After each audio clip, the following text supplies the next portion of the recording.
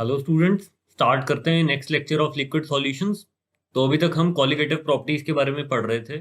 Colligative properties वो properties of solutions होती थी जो कि नेचर ऑफ सॉल्यूट पार्टिकल्स पे डिपेंड नहीं करती थी, सिर्फ नंबर ऑफ सॉल्यूट पार्टिकल्स पे डिपेंड करती थी।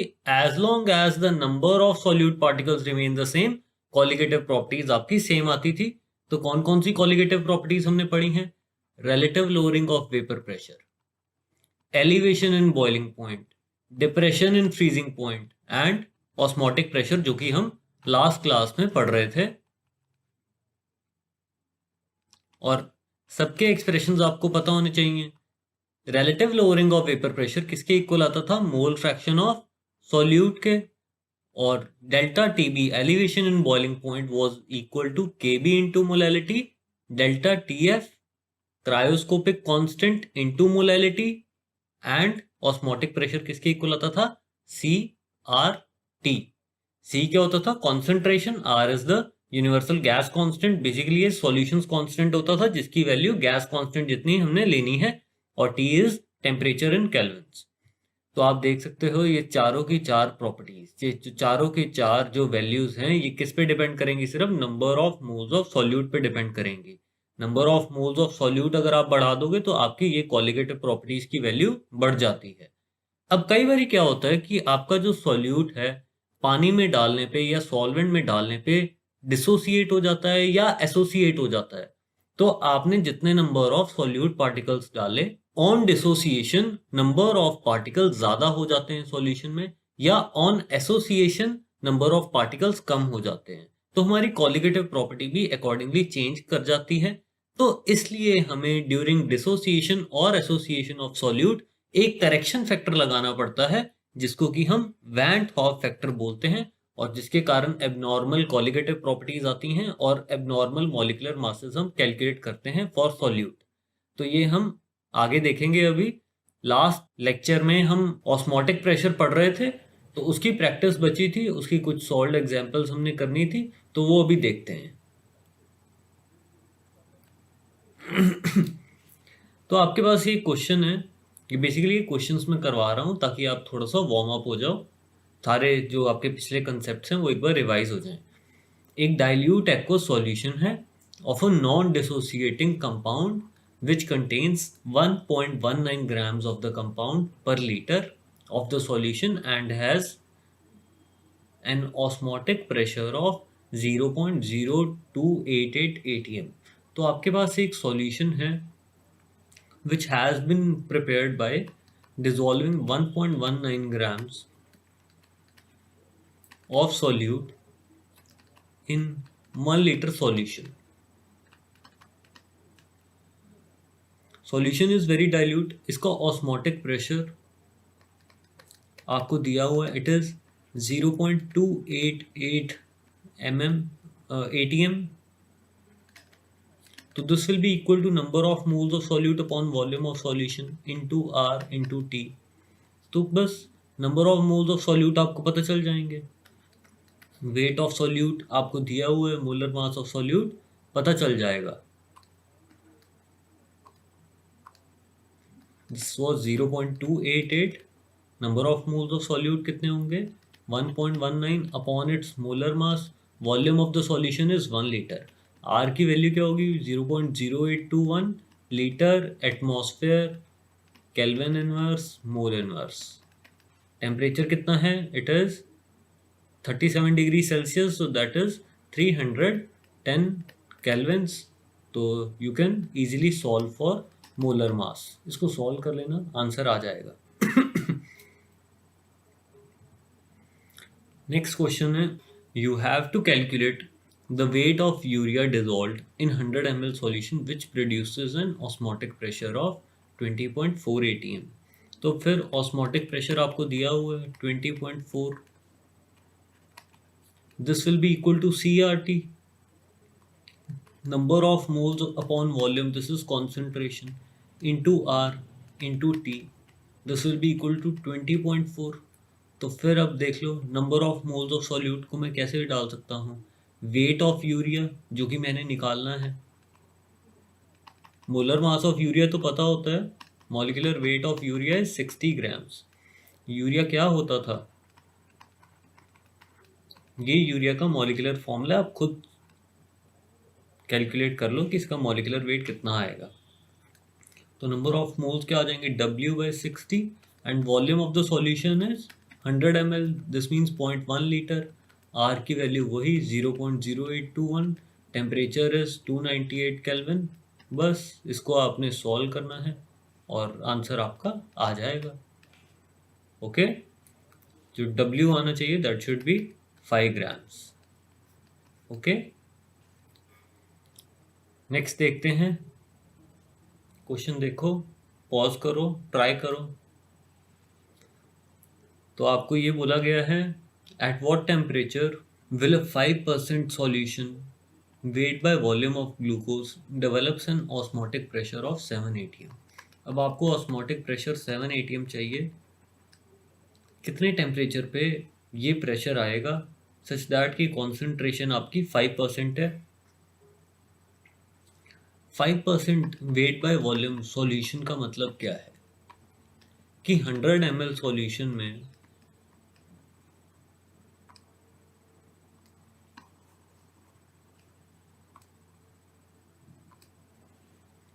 कि 100 ml सॉल्यूशन में you have dissolved 5 grams glucose. अब 5 ग्राम्स ग्लूकोज के मोल्स हम निकाल सकते हैं, तो बेसिकली इस सॉल्यूशन की हम कॉन्सेंट्रेशन निकाल सकते हैं। Concentration of this solution will be number of moles of glucose upon volume of solution in litres. Glucose का मोलर मास कितना होता है, 180 होता है। वॉल्यूम ऑफ सॉल्यूशन इज 0.1, तो ये देखो कितना आ गया। कॉन्सेंट्रेशन इज 5/18, तो ऑस्मोटिक प्रेशर क्या होता है, CRT होता है। कॉन्सेंट्रेशन पता लग गई, that is 5/18। R is 0.0821। Temperature आपको पता लग जाएगा। T के लिए आप सॉल्व कर लो, जो भी आएगा आपका answer, it should be around 307 kelvins. Okay, moving to the next question. Now you have a solution which contains 500 grams protein per liter. This is isotonic with a solution which contains 3.42 grams of sucrose per liter. You have to calculate the molecular mass. Isotonic solutions क्या होते थे, which had the same osmotic pressure.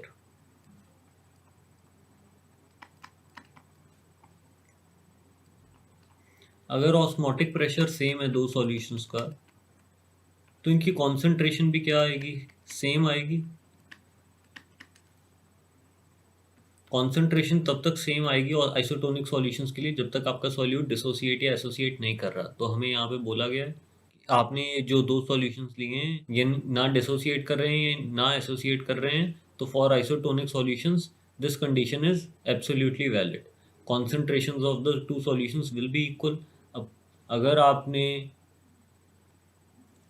दोनों की volume same ली है, 1 litre लिया है, तो दोनों के नंबर ऑफ मोल्स इक्वल होने चाहिए।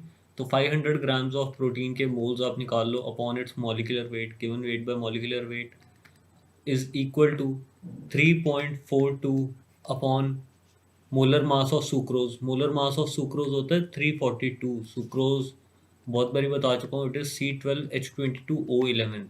मॉलिक्यूलर वेट देखोगे it will come out to be 342 grams. तो आप देख लो मॉलिक्यूलर वेट जो M है वो कितना आ जाएगा, that will come out to be 50,000 grams. ये मोलर मास ऑफ प्रोटीन आ जाएगा।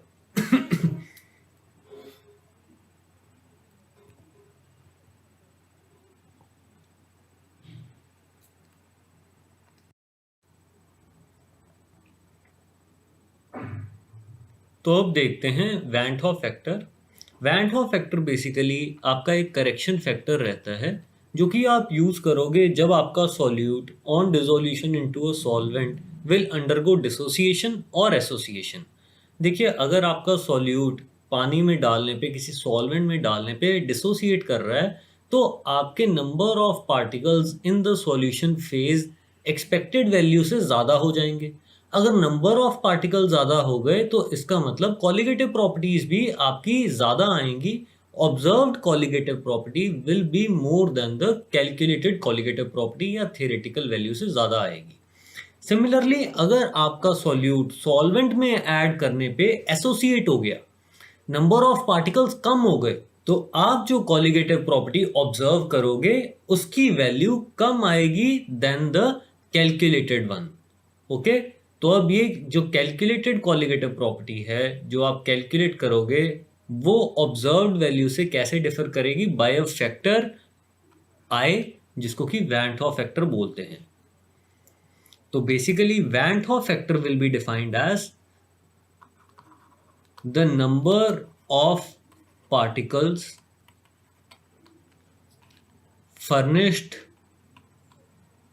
by 1 mole of solute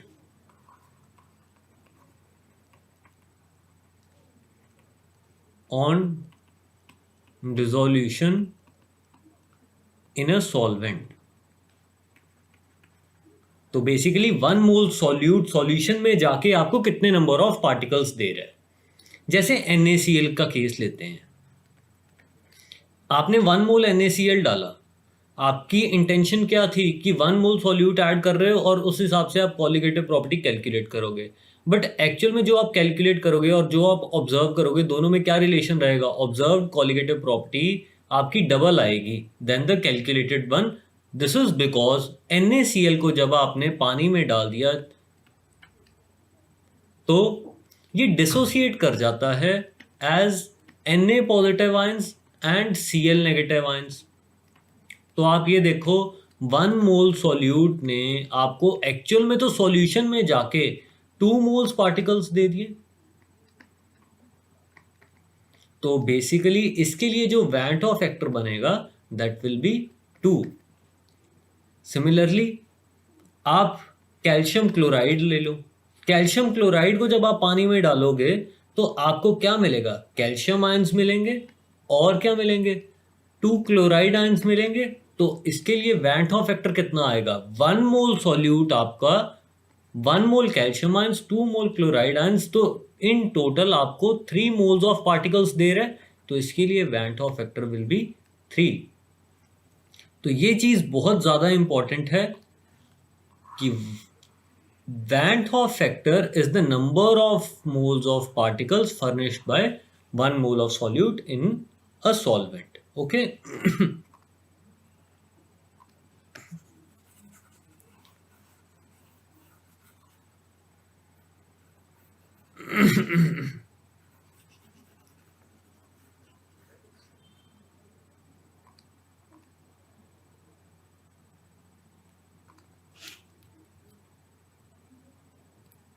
तो ये इसका फॉर्मूला है कि van Hoff factor I is equal to moles of particles in solution upon moles of solute dissolved. तो ये सेम ही चीज़ है जो मैंने आपको बताई है, ठीक है। तो इसको आप इग्नोर कर देना, बस ये चीज़ ध्यान रखना कि 1 मोल ऑफ सॉल्यूट सॉल्यूशन में जाके कितने मोल्स ऑफ पार्टिकल्स आपको दे रहा है, that is when Hoff factor. अब देखिए जो आपकी ऑब्जर्व कॉलिगेटिव प्रॉपर्टी आएगी that will B I times the theoretical colligative property।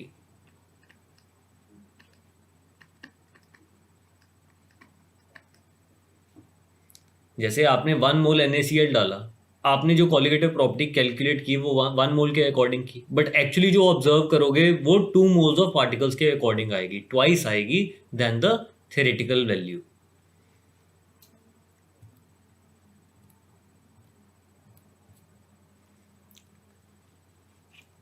तो अभी मैंने यहाँ पे क्या बताया आपको, observed colligative property is I times the theoretical colligative property.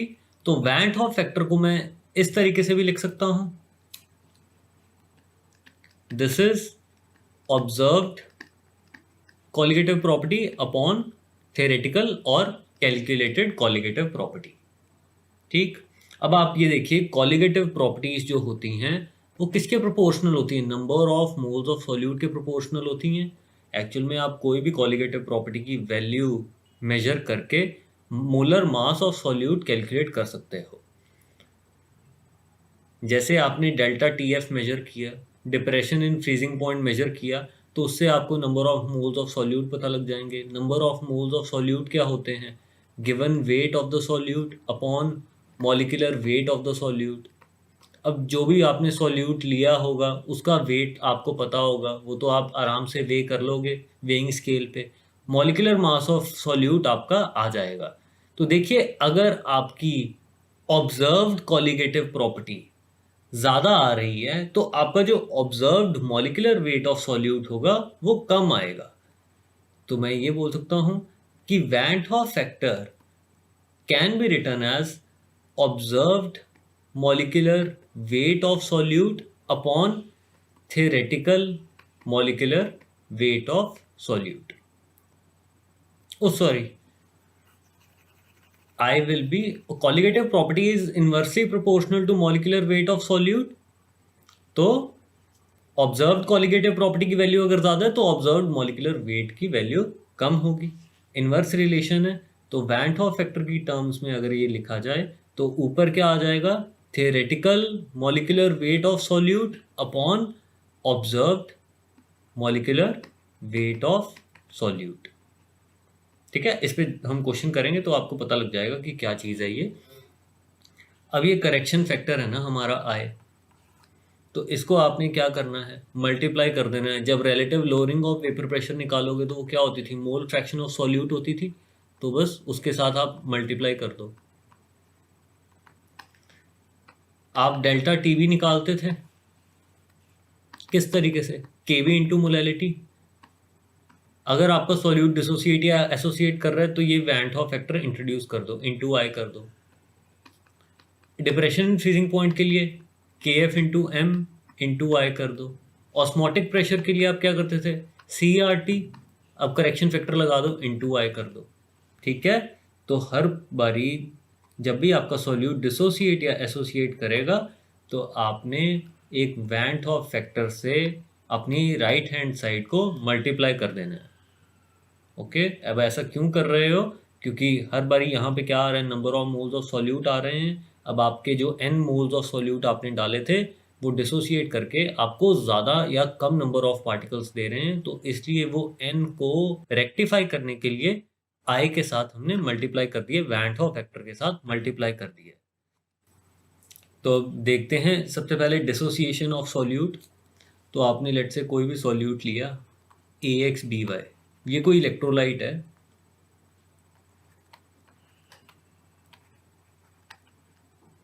कोई सॉल्ट है which has a degree of dissociation alpha.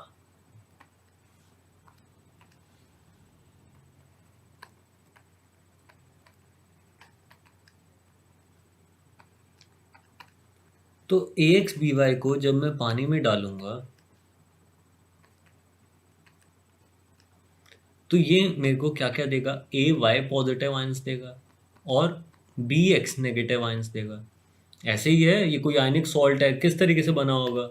AY positive ions लिए होंगे, BX नेगेटिव आयंस लिए होंगे, फिर क्रॉस मल्टीप्लाई आपने किया होगा, तभी तो ये कंपाउंड बना है आपका। अब AY पॉजिटिव आपको कितने मिलेंगे? X number of AY positive ions मिल जाएंगे and Y number of BX negative ions मिल जाएंगे।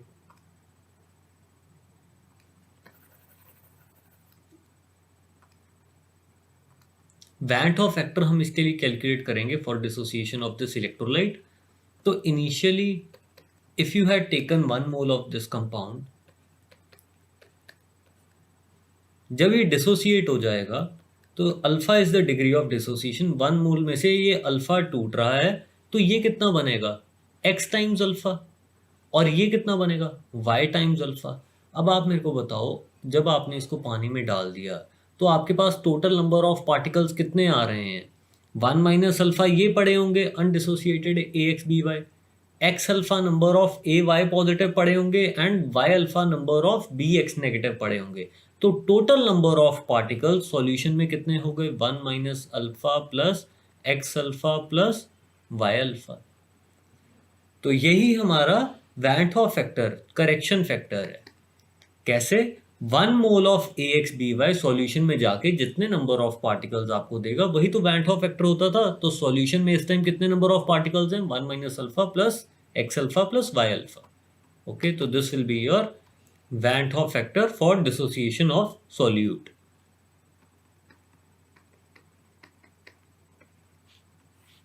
तो इसको कोई याद करने की कोई जरूरत नहीं है. नेक्स्ट देखते हैं एसोसिएशन ऑफ सॉल्यूट. आपका जो सॉल्यूट है वो एसोसिएट होना शुरू हो जाएगा, नंबर ऑफ पार्टिकल्स कम होने शुरू हो जाएंगे, तो वैंट हॉफ फैक्टर हम कैलकुलेट करेंगे ड्यूरिंग एसोसिएशन. एसोसिएशन की एग्जांपल क्या है? जैसे आप एसिटिक एसिड लो, उसको बेंजीन में डाल दो, तो जब आप एसिटिक एसिड को बेंजीन एज अ सॉल्वेंट में डालोगे, this being a solute, this starts to undergo dimerisation. ये इस तरीके से डायमराइज करना शुरू कर देगा, तो नंबर ऑफ पार्टिकल्स आपके कम हो जाएंगे, कॉलिगेटिव प्रॉपर्टीज आपकी कम हो जाएंगी. जो ऑब्जर्व्ड कॉलिगेटिव प्रॉपर्टी होगी वो कम आएगी, एक्चुअल वाली कॉलिगेटिव प्रॉपर्टी कम आएगी देन द कैलकुलेटेड वन या देन द थ्योरेटिकल वन. तो अब ऐसे इन जनरल मैंने कोई सॉल्यूट ले लिया है A, जिसको कि मैंने एक अप्रोप्रिएट सूटेबल सॉल्वेंट में डाला, n moles of A associate कर रहे हैं to give you a molecule AN. Okay, now alpha is the degree of association.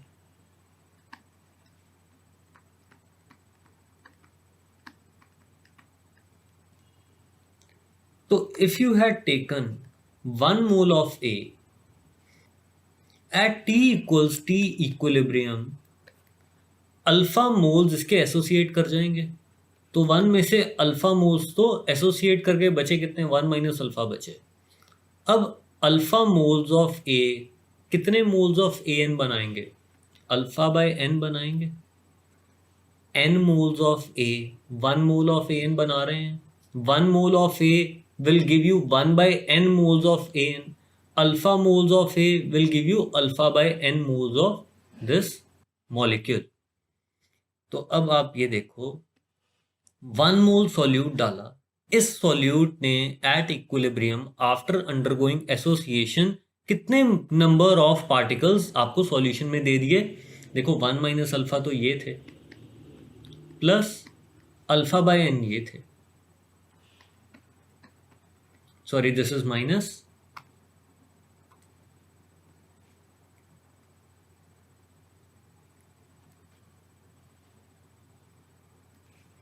तो आप ये समझते हो कि जो वैंट हॉफ फैक्टर आएगा that will B less then 1. होना भी चाहिए, I will be less then 1. अब ऐसा क्यों है? अल्फा बाय n देखो कितना होगा, अल्फा से तो छोटा ही होगा ना, तो ये ओवरऑल जो क्वांटिटी है ये 1 से कम आएगी. तो ड्यूरिंग एसोसिएशन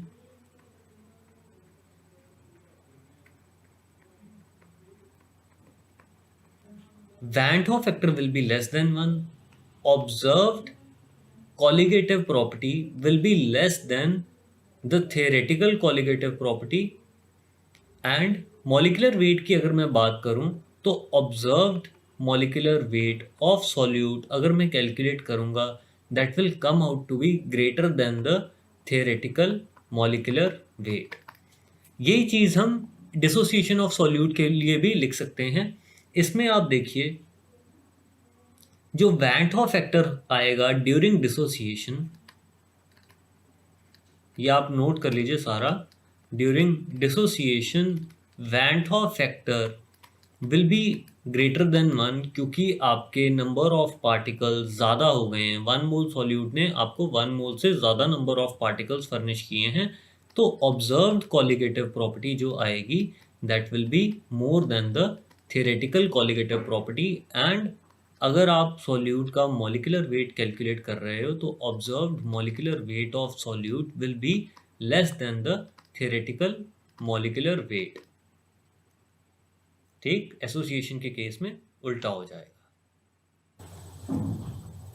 सबसे पहले हमने कैलकुलेट करना है van't Hoff factor of calcium nitrate. Van't Hoff factor क्या होता है कि 1 मोल ऑफ सॉल्यूट को जब आप पानी में डालोगे तो कितने मोल्स ऑफ पार्टिकल्स आपके पास फर्निश होंगे. तो आप देखिए, कैल्शियम नाइट्रेट आपने लिया है, जब आप इसको डिसॉल्व करवा दोगे वाटर में, it will break up into calcium ions and 2 nitrate ions. तो 1 mole of this solute will give you 3 moles of particles in solution. तो सिंपली इसका वैन हॉफ फैक्टर कितना आ जाएगा, इट विल बी 3।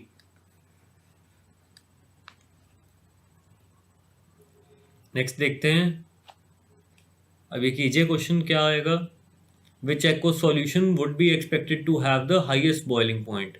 देखिए आपने पानी में कोई नॉन वॉलेटाइल सॉल्यूट ऐड कर दिया, तो नॉन वॉलेटाइल सॉल्यूट क्या करता था, वेपर प्रेशर कम कर देता था, बॉइलिंग पॉइंट ज़्यादा कर देता था। डेल्टा टी बी किसके इक्वल होता था, के बी इंटू मोलैलिटी, जब आपका सॉल्यूट डिसोसिएट या एसोसिएट नहीं कर रहा। अब हमने क्या लिए हैं, ये आयनिक सॉल्ट्स लिए हैं, ये तो डिसोसिएट कर जाते हैं, तो इनके लिए एक वैन हॉफ करेक्शन फैक्टर हमें लगाना पड़ता था, और वो क्या होता था, आई। तो बेसिकली के बी तो सबके लिए सेम ही है क्योंकि वाटर ही है। K B is defined for a solvent, ebullioscopic एक सॉल्वेंट का होता है, वो कांस्टेंट है। तो हम बोल सकते हैं delta T B will be proportional to I into M. तो van Hoff factor into molality का प्रोडक्ट जिसके लिए जितना ज़्यादा, उसके लिए एलिवेशन इन बॉइलिंग पॉइंट उतना ज़्यादा, बॉइलिंग पॉइंट भी उतना ज़्यादा आएगा। ओके, तो आप देखिए आई इंटू एम की वैल्यू निकाल लेते हैं सबके लिए, एज्यूमिंग कंप्लीट डिसोसिएशन। आई कितना है NaCl के लिए, 2 है। कैल्शियम क्लोराइड के लिए वैन हॉफ फैक्टर कितना आएगा, 3 आएगा, क्योंकि कैल्शियम क्लोराइड को जब आप पानी में डालोगे, एक कैल्शियम आयन 2 क्लोराइड आयन मिलेंगे। ऐसे फेरिक नाइट्रेट को जब आप पानी में डालोगे क्या मिलेगा आपको, फेरिक आयंस मिलेंगे और 3 नाइट्रेट आयंस मिलेंगे। तो 1 mole of ferric nitrate will give you 4 moles of particles, तो वैन हॉफ फैक्टर इसके लिए 4 आ जाएगा। फेरस नाइट्रेट के लिए 3 आ जाएगा, कोबाल्ट सल्फेट के लिए, कोबाल्ट 2 सल्फेट के लिए इट विल बी 2, एक कोबाल्ट आयन एक सल्फेट आयन। ओके, मोलैलिटी सबकी दी हुई है, तो आप देख लो, ऑर्डर निकाल लोगे सबका।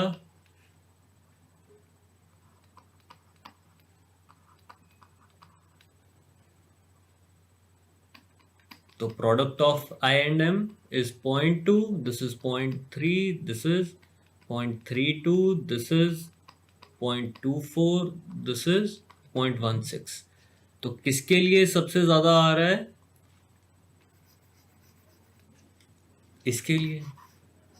तो ये जो 0.08 मोलल फेरिक नाइट्रेट का सॉल्यूशन है, इसका बॉइलिंग पॉइंट सबसे ज़्यादा आएगा। इसकी सारी की सारी क्वालिटेटिव प्रॉपर्टीज।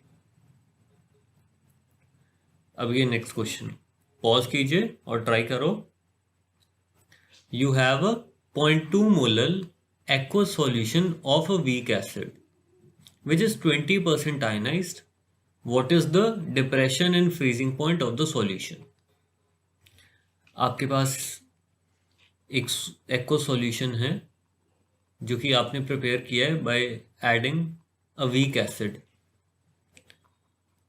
अब ये जो वीक एसिड है ये पार्शियली डिसोसिएट करता है H पॉजिटिव और X नेगेटिव में।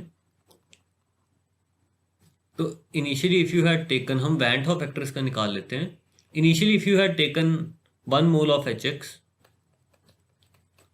तो once the equilibrium gets established, alpha is the degree of dissociation, alpha moles have dissociated from the 1 mole. ये कितने बनेंगे, अल्फा मोल्स बनेंगे। ये कितने बनेंगे, अल्फा मोल्स बनेंगे।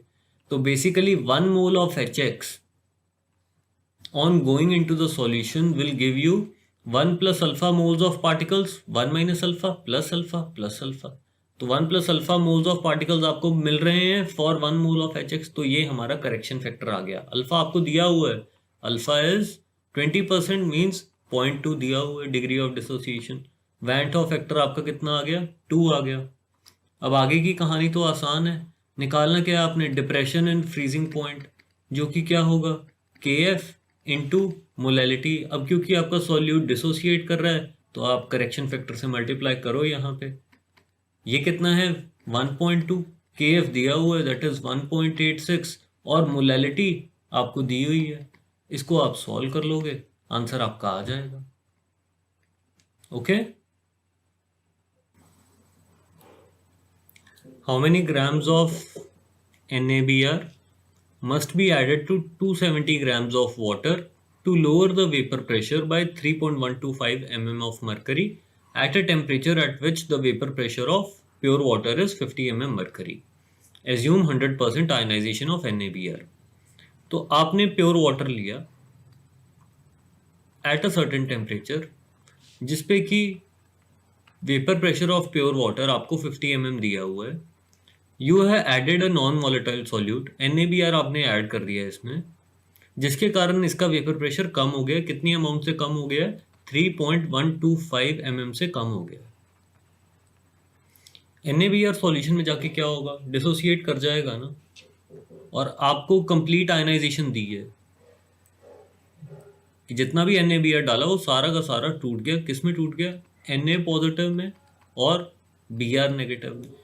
तो basically 1 mole of solute has furnished you 2 moles of particles.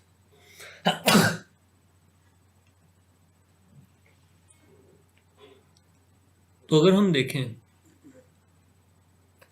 Relative lowering of vapour pressure किसके इक्वल होती थी? मोल फ्रैक्शन ऑफ सॉल्यूट के. तो अब हमें एक करेक्शन फैक्टर लगाना पड़ेगा. आप क्या करोगे? वैन टॉप फैक्टर से मल्टीप्लाई कर देते हो डायरेक्टली. वैसे ये चीज़ तब वैलिड है जब आपका सॉल्यूशन बहुत ज़्यादा डाइल्यूट है, नहीं तो लॉजिकली क्या बनता है? Delta P by P not is mole fraction of solute, basically number of moles of solute upon total number of moles. अब आपके number of moles of solute कितने हो गए? अगर आपने लेट से ये A मोल्स डाले थे तो सॉल्यूशन में जाके कितने मोल्स ऑफ पार्टिकल्स होंगे आपके पास? 2A मोल्स होंगे. तो आपका जो N आएगा दैट विल बी 2A. या तो आप इस तरीके से कर लो या इस तरीके से कर लो, रिजल्ट आपका ऑलमोस्ट सेम सही आएगा. This will give you more accurate answer. 2A plus N, capital N क्या है? Number of moles of solvent which is 270 grams of water आपने लिया था अपॉन 18 मोलर मास. तो ये कितना हो गया? You had taken 15 moles of water. अब आप A के लिए इसको सॉल्व कर सकते हैं क्योंकि delta P is given, P not is given. तो दिस इज 3.125 अपॉन 50. A के लिए इसको सॉल्व कीजिए और देखो अमाउंट टू बी 1/2 मोल्स. इसका मतलब 0.5 मोल्स ऑफ NaBr आप ऐड करोगे इस सॉल्यूशन में. अब 0.5 मोल्स ऑफ NaBr का आप वेट निकाल सकते हो. That will be equal to 0.5 into molar mass of NaBr will be 103 grams. तो ये आपका आंसर आ जाएगा 51.5 ग्राम्स. ओके, जो लोग इस तरीके से करना चाहते हैं कर सकते हैं, बट थोड़ा सा आंसर आपका डिफरेंट आएगा. ये 51.5 ग्राम्स आया तो वो पॉसिबली आपका कुछ 48-49 ग्राम्स के करीब आएगा. ठीक है, क्योंकि अगर हम देखें यहाँ पे ध्यान से, मोल फ्रैक्शन ऑफ सॉल्यूट क्या होती है? N upon N plus N. आप सिर्फ जो वैन टॉप फैक्टर है वो किसके साथ मल्टीप्लाई कर रहे हो? इस N के साथ कर रहे हो, इस N के साथ आप नहीं कर रहे, तो इसलिए थोड़ा सा एरर आएगा उसमें. ठीक है, जब तक तो सॉल्यूशंस डाइल्यूट है ये चल जाता है. सीधा मोल fraction of solute into I कर दोगे, it will be good enough for very dilute solutions. चलो आगे देखते हैं. If a solute undergoes dimerization and trimerization, the minimum values of Van 't Hoff factors are. ठीक है, डायमराइजेशन कोई आपका सॉल्यूट अंडरगो कर रहा है, मतलब let's say 2 moles of A मिलके A2 बना रहे हैं. तो alpha is the degree of association आप मान लो.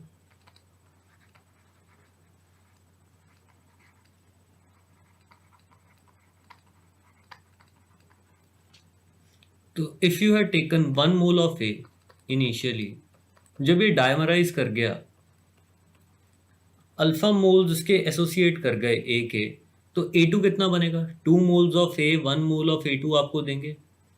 तो 1 mole of A half mole of A2 आपको देगा. Alpha moles of A will give you alpha by 2 moles of A2. तो बेसिकली इसके लिए वैन हॉफ फैक्टर कितना आ गया, 1 minus alpha plus alpha by 2 and this will be equal to 1 minus alpha by 2। ये आपका वैन हॉफ फैक्टर आया। अब इस वैन हॉफ फैक्टर की जो वैल्यू है मिनिमम कितनी आ सकती है, जब अल्फा आपका मैक्सिमम होगा तो वैन हॉफ फैक्टर अपने आप मिनिमम होगा। अल्फा मैक्सिमम कितना हो सकता है, डिग्री ऑफ एसोसिएशन कितना हो सकता है, 1 ही तो हो सकता है। तो minimum value of Van 't Hoff factor during dimerization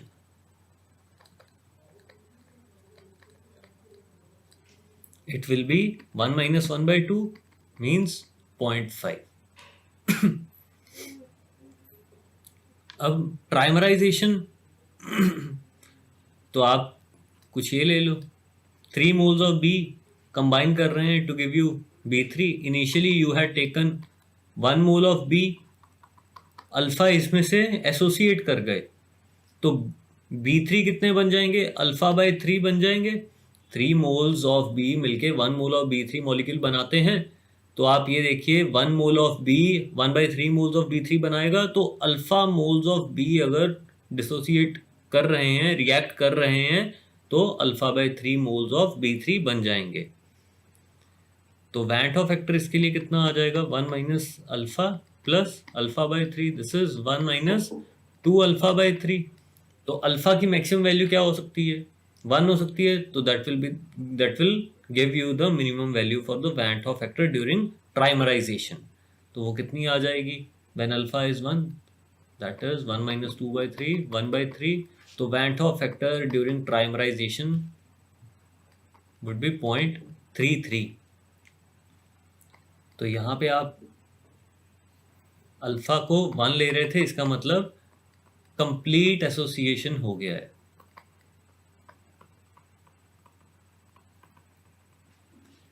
जितने भी ए थे वो कंप्लीटली डायमराइज कर गए हैं, जितने भी बी थे वो कंप्लीटली ट्राइमराइज कर गए हैं। नेक्स्ट देखते हैं, if the van 't Hoff factor of a 0.005 molar aqueous solution of KCl is 1.95, what is the degree of dissociation of KCl। देखो KCl आपने लिया है, KCl इस तरीके से आयनाइज करता है, K positive and Cl negative. तो if you had taken 1 mole of KCl solution बन जाएंगे। तो वैन 't Hoff फैक्टर आपका बेसिकली क्या आएगा, 1 minus alpha plus alpha plus alpha, it will be 1 plus alpha only. ठीक है, यूजुअली तो ये होता है कि जो भी आयनिक सॉल्ट्स हैं पानी में डालने पे हम मान लेते हैं कि कंप्लीटली डिसोसिएट कर जाते हैं, कंप्लीटली आयनाइज कर जाते हैं। बट यहाँ पे हमें स्पेसिफिकली दिया है कि वैन 't Hoff फैक्टर आपका 2 से कम है, इसका मतलब KCl पूरा का पूरा आयनाइज नहीं कर रहा, हमने डिग्री ऑफ आयनाइजेशन या डिग्री ऑफ डिसोसिएशन बताना है KCl का। तो अब आप बता सकते हो van 't Hoff factor is given to be 1.95 और अल्फा कितना आ जाएगा, इट विल बी सिंपली 0.95 और 95% डिग्री ऑफ डिसोसिएशन है आपका। कंफ्यूजन आपको ये हो सकती है कि मोलैरिटी क्यों दी है, मोलैरिटी ऐसे ही दी है आपको। वैन 't Hoff फैक्टर तो हम कैसे डिफाइन करते हैं कि 1 मोल सॉल्यूट बेसिकली कितने मोल्स ऑफ पार्टिकल्स फर्निश करता है on dissolving into the solution. ठीक है, तो बस इस तरीके से आपने सॉल्व कर लेना है। This is redundant for this question. Okay,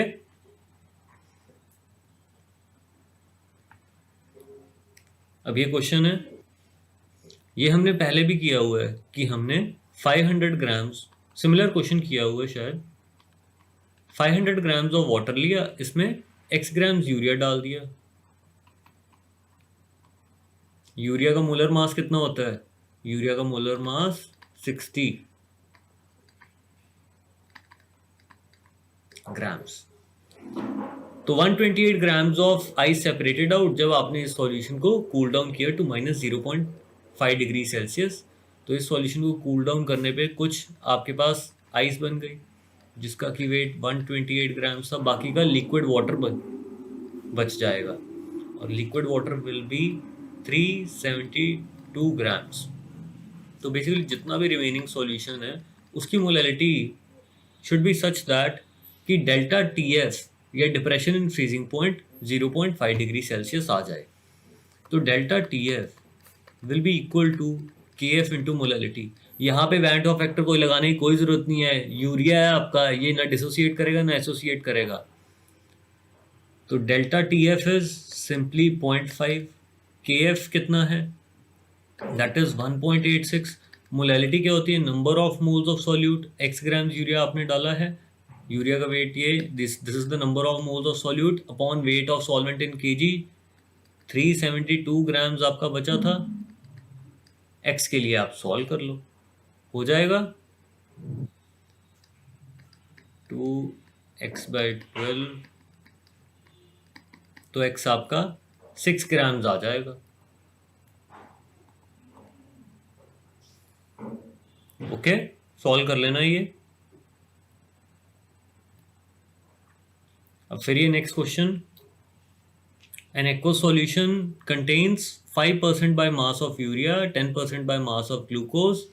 What will be its freezing urea and 10% glucose by mass? Urea का मॉलिक्यूलर वेट आपको पता होना चाहिए, दैट इज 60 ग्राम्स। ग्लूकोज का कितना होता है, 180 ग्राम्स। तो हम टोटल मोल्स ऑफ सॉल्यूट निकाल लेते हैं सॉल्यूशन में। You consider 100 grams of solvent, sorry, 100 grams of solution.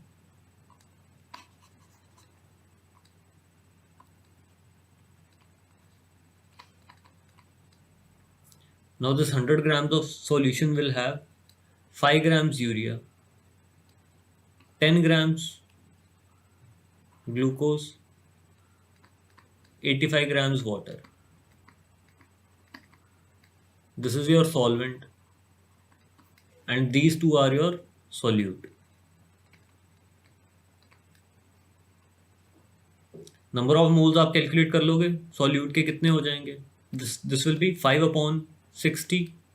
इतने मोल्स ऑफ यूरिया हो गए, इतने मोल्स ऑफ ग्लूकोज हो गए, given mass by molar mass. Total number of moles पता लग गए। आपको निकालना क्या है, delta TF, depression in freezing point. देखो जो ग्लूकोज है या यूरिया है वो तो डिसोसिएट एसोसिएट नहीं करेगा, तो कोई भी एंट ऑफ फैक्टर नहीं लगाना है आपने, कोई करेक्शन फैक्टर नहीं लगाना है। Delta TF is KF into molality. KF आपको दिया हुआ है, दैट इज 1.86। मोलैलिटी आप निकाल लोगे, नंबर ऑफ मोल्स आपको पता लग गए, दिस इज 1/12 प्लस 1/18।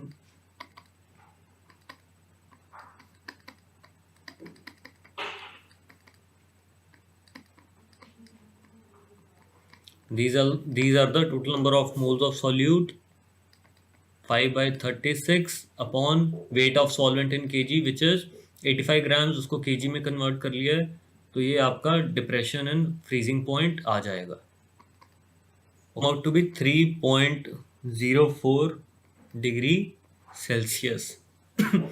तो बेसिकली जो फ्रीजिंग पॉइंट आएगा वो कितना आएगा, it will be -3.04 degree Celsius.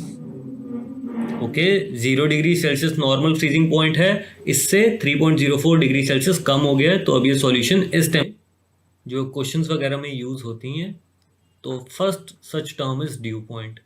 Due point क्या होता है कि जिस टेम्परेचर पे आके वेपर्स जस्ट कंडेंस करना शुरू करते हैं। आप एक कंटेनर में वेपर्स लो,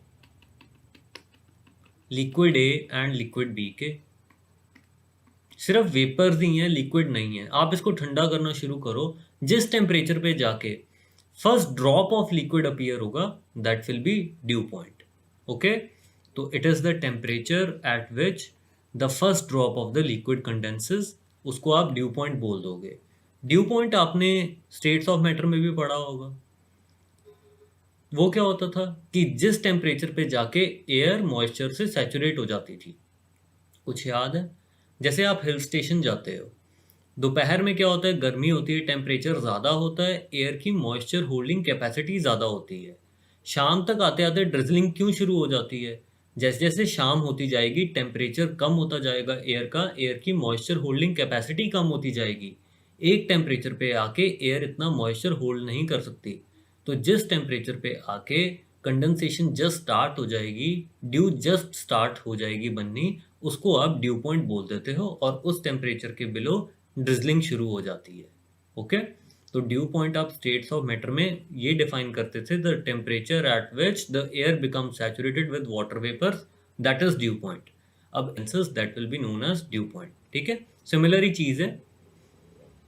अब जैसा ड्यू पॉइंट होता है वैसा ही बबल पॉइंट होता है। बबल पॉइंट में आप क्या करते हो कि you take a solution of two liquids A and B, आप इसको हीट कर रहे हो एट अ पर्टिकुलर प्रेशर। जिस टेम्परेचर पे जाके first bubble of vapour appear होगा, that will be known as bubble point. तो bubble point is the temperature where the first bubble of vapor is formed when heating a liquid consisting of two or more component is taken. Okay, आप heat करते जाओगे, जिस temperature पे जाके first bubble of vapour appear होगा, that will be known as bubble point.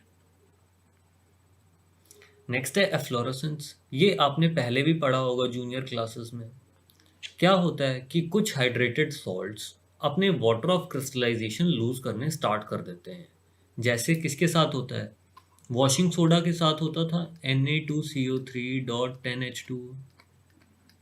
ये अपने water of crystallisation loose करता था जब आप इसको ओपन एटमॉस्फेरिक कंडीशन में छोड़ते थे, जिसके कारण आपके वॉशिंग सोडा की जो वॉशिंग प्रॉपर्टीज हैं वो डिटीरियोरेट हो जाती थी। ये तो सब आपने क्लास 9-10 में पढ़ा होगा।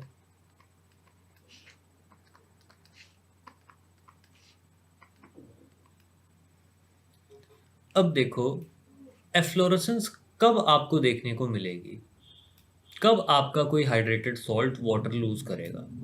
आपने इस वॉशिंग सोडा को ओपन कंडीशन में रख दिया, ये वाटर लूज कर रहा है। बेसिकली इसका कुछ अपना वेपर प्रेशर होगा, vapour pressure of the hydrated salt. अगर बाहर मॉइस्चर बहुत ज़्यादा है, मतलब ओपन कंडीशंस में, ओपन एयर में वाटर का जो वेपर प्रेशर है which is present as moisture, वो बहुत ज़्यादा है, तो कुछ वाटर मॉलिक्यूल्स दोबारा से सॉल्ट को हाइड्रेट करना शुरू कर देंगे। अब अगर बाहर वाला प्रेशर ज़्यादा है then the vapour pressure of the hydrated salt, if pressure of the water vapors in the air, basically moisture अगर ज़्यादा है than the vapor pressure of the hydrated salt, तो ये इक्विलिब्रियम कहाँ जाएगा? पीछे की तरफ जाएगा, इधर से इधर जाएगा। तो क्या एफ्लोरेसेंस आपको देखने को मिलेगी? नहीं। फिर तो जो बाहर वाला मॉइस्चर है वो दोबारा से इसको हाइड्रेट करता रहेगा, तो नो एफ्लोरेसेंस।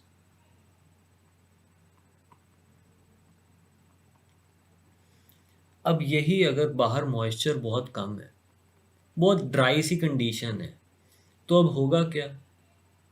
आप समझ सकते हो, हाइड्रेटेड सॉल्ट तो अपने वाटर मॉलिक्यूल्स लूज करता रहेगा, बट बहुत कम मॉइस्चर प्रेजेंट था, जिसके कारण बहुत कम वाटर मॉलिक्यूल्स इसको हाइड्रेट कर पाएंगे।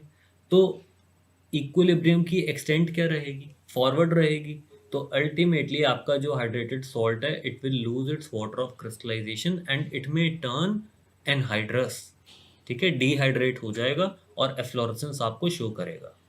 तो when a crystalline substance loses its water of hydration to the atmosphere, gets converted into dehydrated product. ऐसा जरूरी भी नहीं है कंप्लीटली डिहाइड्रेट हो जाए, it may have some water of crystallization in it. The substance is called efflorescent, और इस process को एफ्लोरेसेंस कहा जाता है। फिर असेंशियल कंडीशन क्या है? एफ्लोरेसेंस अगर आप ऑब्जर्व करना चाहते हो तो बाहर वाला जो मॉइस्चर है वो कम हो, बाहर जो वेपर प्रेशर है वाटर वेपर्स का इन द एटमॉस्फेयर वो कम होना चाहिए, हाइड्रेटेड सॉल्ट का जो वेपर प्रेशर है वो ज़्यादा होना चाहिए। तो essential condition is that the hydrated salt must have a higher vapor pressure than that of water vapor in the atmosphere at a particular temperature. Okay? अब जैसा है फ्लोरेसेंस, बिल्कुल इसका उल्टा फिनोमेना होता है डिलिक्वेसेंस। हाइग्रोस्कोपी तो पता होगा आपको। हाइग्रोस्कोपिक सब्सटेंसेस क्या होते हैं? जो मॉइस्चर एब्जॉर्ब कर लेते हैं। डिलिक्विसेंट सब्सटेंसेस भी वही होते हैं। ये हाइग्रोस्कोपिक सब्सटेंसेस की लिमिट है। जैसे ये इतना ज़्यादा मॉइस्चर एब्जॉर्ब कर लेते हैं कि ये सॉलिड से सॉल्यूशन फेज में कन्वर्ट हो जाएंगे। जैसे आप सॉलिड NaOH को ओपन चाइना डिश में रख दो, पाउडर रखा आपने NaOH का, बाहर से इसने मॉइस्चर एब्जॉर्ब करना शुरू किया, इतना ज़्यादा मॉइस्चर एब्जॉर्ब कर लिया कि ये सॉल्यूशन फेज में ही चला गया। अब आपको ऐसा कब देखने को मिलेगा? देखो, इतना तो आप समझ सकते हो, जितना बाहर मॉइस्चर होगा एयर में, जितना प्रेशर ऑफ वाटर वेपर ज़्यादा होगा, उतना फिनोमिना आपको ये जल्दी देखने को मिलेगा, डिलिक्विसेंस उतना इजीली हो जाएगी। यही अगर बाहर ड्राई कंडीशन हो तो क्या होगा? आपको ये फिनोमिना इतना इजीली देखने को नहीं मिलेगा। आप ये भी देखिए, NaOH का भी सॉल्यूशन बन गया, इसका भी कुछ वेपर प्रेशर होगा, vapour pressure of the solution. ये भी अपने कुछ वाटर वेपर्स बनाएगा, तो कुछ वाटर वेपर्स एस्केप करेंगे और कुछ water vapours from the air will enter into the solution phase. अगर तो आप डिलिक्विसेंस देखना चाहते हो तो क्या होना चाहिए? Pressure of the solution, vapour pressure of the solution should be less than the pressure of the water vapours present in air. ठीक है, बाहर मॉइस्चर ज़्यादा है तो अपने आप वो ज़्यादा सॉल्यूशन में जाएगा। अगर कहीं vapour pressure of the solution ज़्यादा हो गया, वो तो ज़्यादा वाटर लूज करना शुरू कर देगा, तो वो अल्टीमेटली वाटर लूज करता करता वो तो फिर क्या बना देगा? सॉलिड सॉल्ट ही तो बना देगा। तो डिलिक्विसेंस देखने के लिए आपको उल्टा करना पड़ेगा, बाहर वाला मॉइस्चर ज़्यादा और वेपर प्रेशर ऑफ सॉल्यूशन कम। तो डिलिक्विसेंट सब्सटेंसेस क्या होते हैं? When a crystalline substance absorbs moisture from the atmosphere, gets wet and even dissolves, then the substance is called deliquescent and the process is called deliquescence. कब देखने को मिलेगा आपको? When the vapor pressure of the solution should be lower than that of the pressure of water vapors present in air. Okay? बाहर वाली side अगर water ज़्यादा है तो इक्विलिब्रियम कहाँ जाएगा? फॉरवर्ड जाएगा। अगर बाहर वाली साइड एयर में मॉइस्चर कम है तो इक्विलिब्रियम कहाँ जाएगा? पीछे वाली साइड। ओके, डिलिक्विसेंस देखनी है तो बाहर मॉइस्चर बहुत ज़्यादा कर दो, pressure of water vapours in air बहुत ज़्यादा बढ़ा दो कि वो वेपर प्रेशर ऑफ सॉल्यूशन से ज़्यादा हो जाए, तो डिलिक्विसेंस विल हैपन। ओके, तो ये आज का लेक्चर था, तो आपने रिवाइज कर लेना है। चैप्टर आपका ऑलमोस्ट ओवर है। एक डिस्टिलेशन कर्व्स वाला टॉपिक पड़ा है जो कि एक्चुअल में NCERT का पार्ट नहीं है, कॉम्पिटिटिव एग्जाम्स में बहुत कम पूछा जाता है, JEE एडवांस वगैरह में कभी आ जाए तो आ जाए, तो ऑप्शनल होगा। अगले लेक्चर में वो मैं कवर करूँगा। उसके अलावा एक दो और छोटे से मिसलेनियस पॉइंट्स हैं which can easily B skipped, वो सिर्फ इसलिए करवा दिए जाते हैं आपको ताकि आप किसी टेक्स्ट बुक में देखो या कहीं और मटेरियल में देखो तो आपको ये नहीं लगना चाहिए कि ये चीज़ कवर नहीं हुई। ओके।